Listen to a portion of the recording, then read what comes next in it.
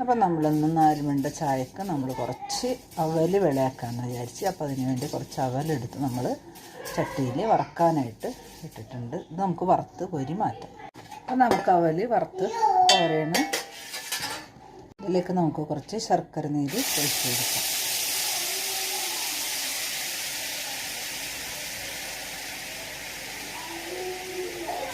ഇതിലേക്ക് നമുക്ക് കുറച്ച് തേങ്ങ ഇട്ട് കൊടുക്കാം.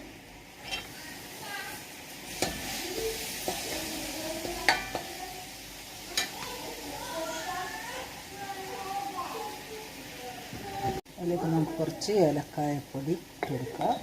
കുറച്ച് ജീരകം ഇട്ട് കൊടുക്കുക. ജീരക പൊടിയട്ടാ. നന്നായിട്ട് തേങ്ങ ശർക്കര നന്നായിട്ട് പിടിച്ചിട്ടുണ്ട്. അപ്പോൾ നമുക്ക് ഇനി ഇത് അവലിട്ട് കൊടുക്കാം. ഇതിലേക്ക് നമ്മൾ വറുത്ത് വെച്ച അവലിട്ട് കൊടുക്കുന്നുണ്ട്. വേണമെങ്കിൽ നമുക്ക് ഇതിനകത്തേക്ക് കശുവണ്ടി പരിപ്പോ കപ്പലണ്ടി ഒക്കെ ഇട്ട് കൊടുക്കാം കേട്ടോ. ഞാൻ ഇതിലൊന്നും ഇട്ടിട്ടില്ല, അല്ലെങ്കിൽ ഇട്ട് കൊടുക്കാം.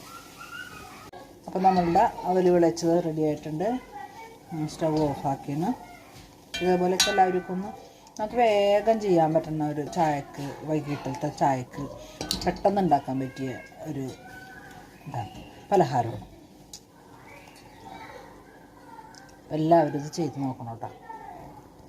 അപ്പം നമ്മളുടെ അവൽ വിളയിച്ചത് റെഡി ആയിട്ടുണ്ട്. വൈകിട്ടത്തെ ചായയുടെയും പലഹാരമാണ്, പെട്ടെന്ന് ഉണ്ടാക്കാൻ പറ്റുന്നതാണിത്.